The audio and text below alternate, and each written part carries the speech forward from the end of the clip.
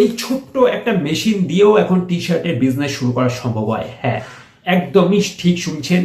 এখন বিজনেস শুরু করতে গেলে আর বড় বড় মেশিন নিয়ে মোটা টাকা ইনভেস্ট করতে হবে না। মাত্র এই ছোট্ট একটা 3,000 টাকা দামের মেশিন দিয়ে আপনি চাইলে নিজস্ব টি শার্টের ব্র্যান্ড তৈরি করতে পারবেন এবং টি শার্টের বিজনেস শুরু করতে পারবেন।